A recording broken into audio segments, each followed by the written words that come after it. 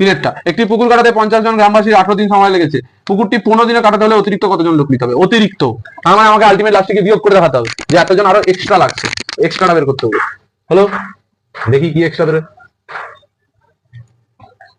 কতটা এটা হবে। তিনেরটা কি বলেছে না একটি পুকুর কাটতে, তাহলে জনসংখ্যা সমান এক্স আর দিন সংখ্যা ওয়াই ধরি হয়েছে।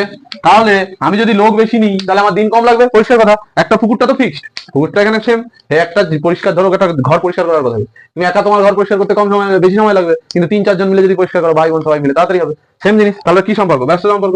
অতএব জনসংখ্যা ও দিনসংখ্যা ব্যস্ত ভেদে আছে।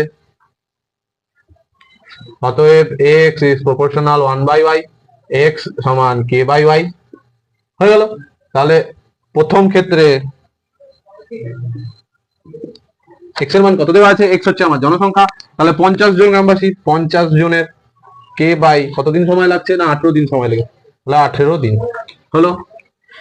বা k সমান 50 গুণিত 18, এইটা লাগবে। k এর মান বড় বড় সংখ্যা রেখে দেবো, গুণ করবো না। দ্বিতীয় ক্ষেত্রে x এর মান কি বলেছে? x এর মান জানি না, তাহলে x সমান k এর মান হচ্ছে 50 × 18, আর y কোথায় যাচ্ছে? নিচে চলে যাচ্ছে।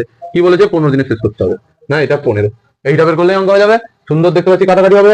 5 × 3 = 15, 5 × 10 = 50, 3 × 6 = 18, সুন্দর কেটে গিয়ে উত্তর হয়ে গেল 60। অতএব 15 দিনে পুকুর খনন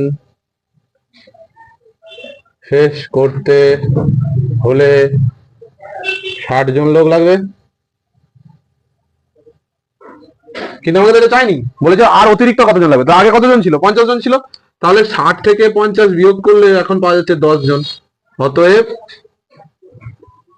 অতিরিক্ত 10 জন লাগবে। পরিষ্কার কথা, শেষ।